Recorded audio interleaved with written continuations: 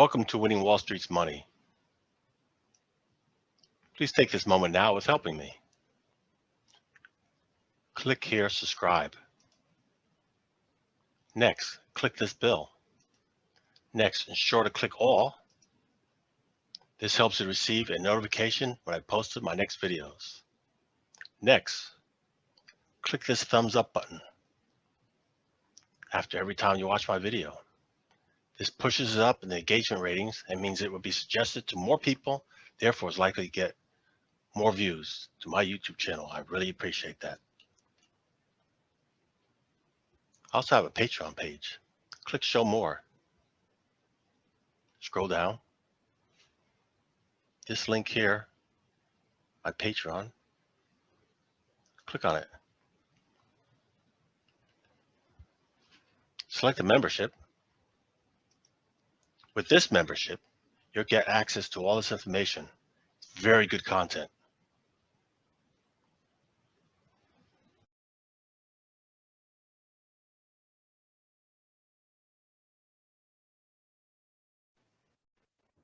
Monday, September 6th, 3:39 p.m. New York time. Yeah, it's Monday, but it's a holiday in the United States, Labor Day.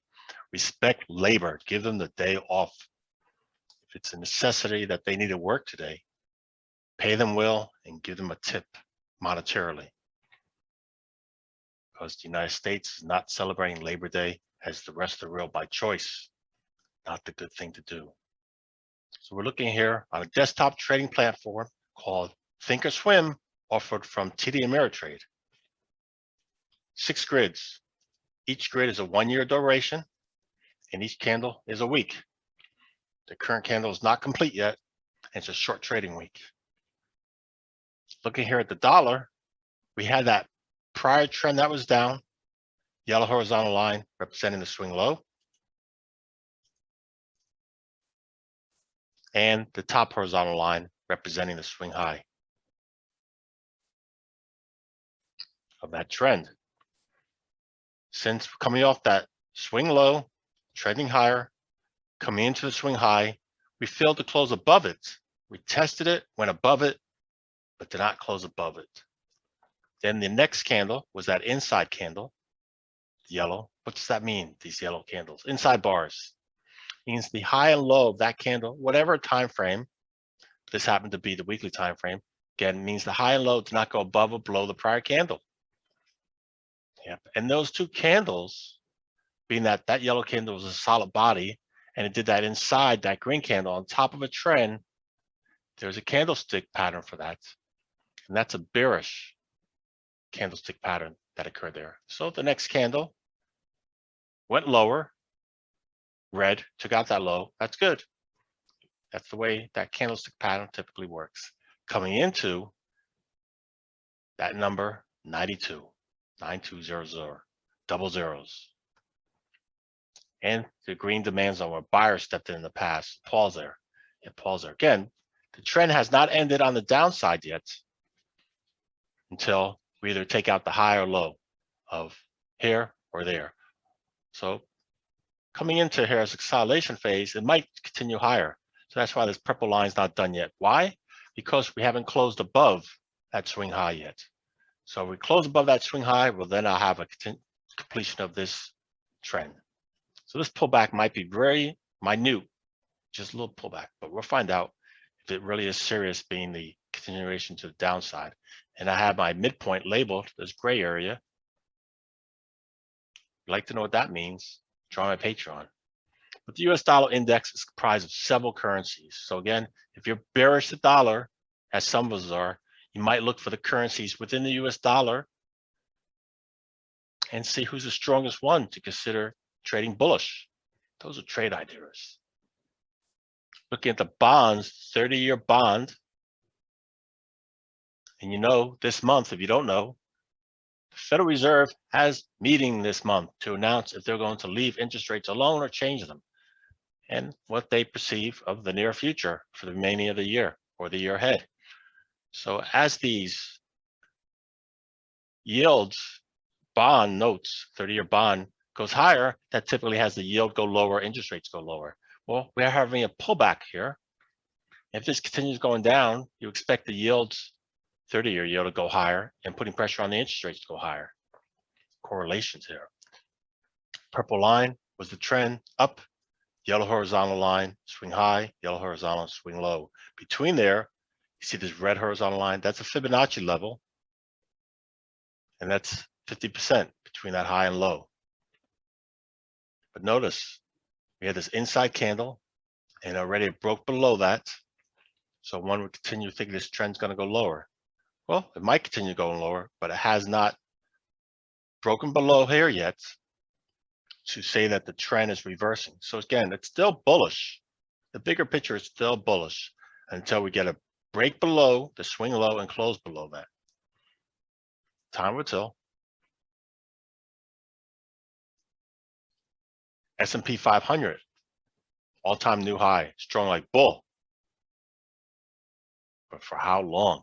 Till the next pullback. Crude oil. It's a commodity. It's priced in US dollar.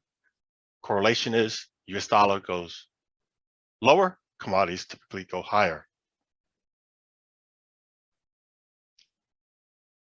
That trend here, purple line, going down. We had that swing low. We did not take it out. See that yellow horizontal line? We did not take it out.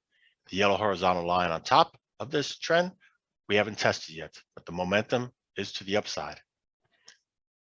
Looking at this green candle, it overlapped that red candle.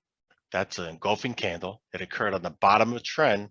That's a bullish engulfing candle. What do you do when you see that? I already labeled the midpoint of that green candle too. So now we have these two smaller candles, the red and the green, in acceleration phase, just below that midpoint, gray horizontal line. So that's a trade idea right there. Gold. Yep, look at that. Current trend was down. Bullish pin bar occurred. So we have that labeled low, swing low, and the swing high, yellow horizontal lines. And that purple trend down, with that current trend going up, but it's not complete yet. We haven't taken out the swing high yet or swing low to determine. But we certainly see, since that bullish pin bar occurred, we came into this red area, which is a supply zone. Sellers were in here before. We had two green candles closing inside it, but they haven't closed above it to confirm we're going to have a continuation to the upside yet. And look at the current candle inside. Also between two significant numbers, 1800, 00, and the quarters. I mean, the half. So significant price level between 1800 and 1850. Again, we'll see what happens with the US dollar.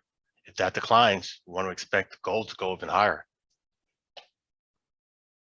And again, correlation, commodities, gold, silver, crude oil. You have natural gas too. So maybe one is stronger. What I mean is you might look at the energies, crude and oil, maybe you see natural gas outperforming crude oil. That might have better trade ideas. Or the metals, the gold, silver, copper, platinum. Maybe you look at those to see which one's outperforming better. I'm showing you gold because gold is the heaviest traded of all the commodities. And saying when I show you the crude oil, it's the most heavily traded commodity in the energies.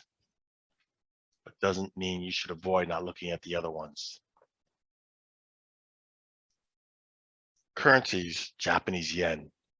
Yep, it's one of the currencies in the US dollar index. It's the second biggest currency in the US dollar index, the first being the euro. So we're seeing here, the current trend is down. The yen is going weaker against the US dollar. We have the swing low labeled,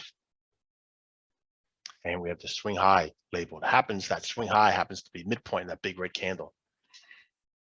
And look, it's in a wedge, these gray horizontal lines in a wedge, building a coil, getting tighter and tighter. Which way is going to break out? Well, some of that correlation of Japanese yen is also with gold. Yep, gold and Japanese yen have a correlation often. So you decide, is the US dollar bullish or bearish from what I showed you? And then what do you expect to happen with gold or other metals as well too, and the Japanese yen? Well, even though the dollar goes down, we can still have the yen continue going down. Maybe one of the other currencies is stronger. This is just, again, showing you to look at the currencies within the US dollar, and you're looking at the yen here. the end's an acceleration phase. That acceleration phase is dragging out into a wedge and building a coil. Something will give at some time. And these trade ideas I showed are in a faster time frame. So we're looking at the weekly, the faster time frame going down to the daily and the 4 hour. You can see that video I just posted on my Patreon page. The link's below in this video.